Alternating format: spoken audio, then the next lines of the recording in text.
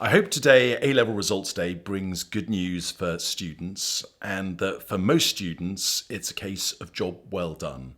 They've got the grades that they need to go on to their first choice universities. They can celebrate in style and start packing for university this autumn. But unfortunately for some students, A-Level Results Day doesn't quite work out, and they don't achieve the grades that they need for their first choice university place. For those students, it's important not to panic, to hold their nerve, and to work through the following advice. First of all, if a student hasn't met their university offer, they shouldn't automatically assume that the university will reject them. Every year, thousands of students who narrowly miss university offers still get accepted. So the first thing you should do if you get a disappointing set of results is go onto the UCAS website and check to see whether your first choice university will take you or not. If the first choice university says no, then the insurance university, the second choice university, will take you if you have met the terms of their offer. But for some students, they won't have met the terms of either their first choice offer or their insurance offer, and they won't have a university place. They need to do two things. Firstly, they need to look at their exam results, and here they need the help of their school or college. And the exams team in the school or college can look at the marks that students have achieved in their exams and can calculate how close the students are to grade boundaries. And if students are only a few marks below a grade boundary, so they've got a high C and they need a B in order to meet a university offer, then it's well worth putting in an examination appeal, what is now known as a marking review.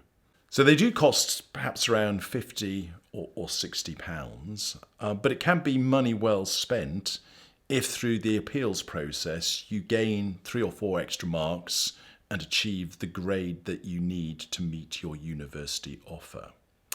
I should say that examination appeals are more likely to be successful in some subjects than others. Typically, the marking in maths and science is pretty accurate, and it's hard for appeals to actually deliver upgrades. But in more subjective disciplines like English, history, and social sciences, it's more common for appeals to deliver extra marks and improved grade outcomes. So do talk to your school or college about whether it's sensible to appeal a result. Obviously, if you're towards the bottom of a grade boundary, because marks can go down as well as up, it may not be sensible to appeal, because if you were to lose 2 or 3 marks, you may go down to the next grade category and your grade situation could become even worse. So look at your exams and look at your grades and see whether anything can be done there. But then you can look at clearing, and every year lots of really good universities and really good courses are in clearing. And this is where universities haven't filled course places, so going out to applicants post results to try and fill those vacancies. There are some very good offers in clearing, but my advice to students is very much to sort of take their time and think things through. When you haven't got what you wanted on A-Level Results Day and everybody else has, you can feel rather lonely, rather anxious, not sure what to do. Parents trying to be helpful can tell you to get on and sort things out. So you can feel compelled to perhaps take the first opportunities that you see in clearing and say, I'll go to that university for that course because I've heard it's pretty good. But if you act in haste, you might repent at leisure.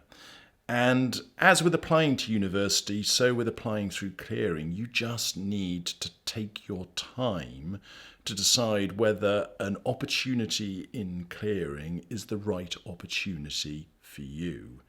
Do you really want to study course Y at University X for the next 3 or 4 years? It's going to cost you tens of thousands of pounds. Are you sure it's right for you?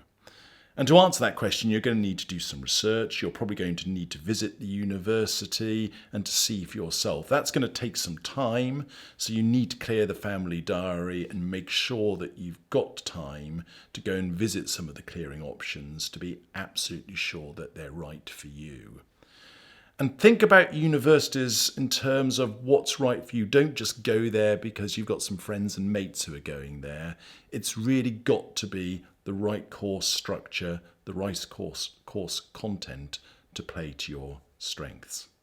If you did better than you thought you would, what options are available to you then? Well, broadly speaking, there are two options. The first option is basically to stick with your university offer, to say, great, I've got 3 A's when I was expecting 3 C's. That will be wonderful news for when I apply for jobs in the future. But actually, I chose my university. I really like my university. I thought through my decision in the autumn very carefully, and I'm sticking with that. And for most people, that's the right thing to do. For a few people, though, they'll say, well, actually, I applied to universities that normally take people with 3 C's. I've now got 3 A's. That means I could apply to a completely different range of universities, and that's what I want to do. And for those people, there are effectively 2 options. The first one is, if you want to go up to university this autumn straight away, then you need to look at something called adjustment. And adjustment is the reverse sort of good news side of clearing for people who've done better than expected. And it allows students to trade up from their current university offer and to see if they can find something better. Now, not every good university and every good course is going to be in adjustment. Some universities and some courses will be full and they won't be there. So adjustment is a partial range of choices, not a total range of choices. If you want a total range of choice and the ability to apply to any course, any university, then effectively you need to take a gap year, a year out, and put a new application in for the next round of university entry. So applying in the autumn of 2019 for a 2020 start. That does mean that you'll effectively be a year behind some of your peers, but look at it another way. A year out is an opportunity to do lots of things. It's an opportunity to do some work and earn some money. It's an opportunity to gain some work experience that might help you in university, might help you with getting your first job on graduation. It could be an opportunity to travel. It could be an opportunity to just grow up, mature, and be better prepared for university when you go. So all of that can be advantageous, as well as the fact that you can just concentrate on applying to university in the autumn with nothing else to distract you, and put a better application in, which hopefully with your excellent grades will mean that you will end up with some offers from even better universities than before. So probably to give yourself maximum choice, if you've done much better than expected, pull out, take a gap year, reapply.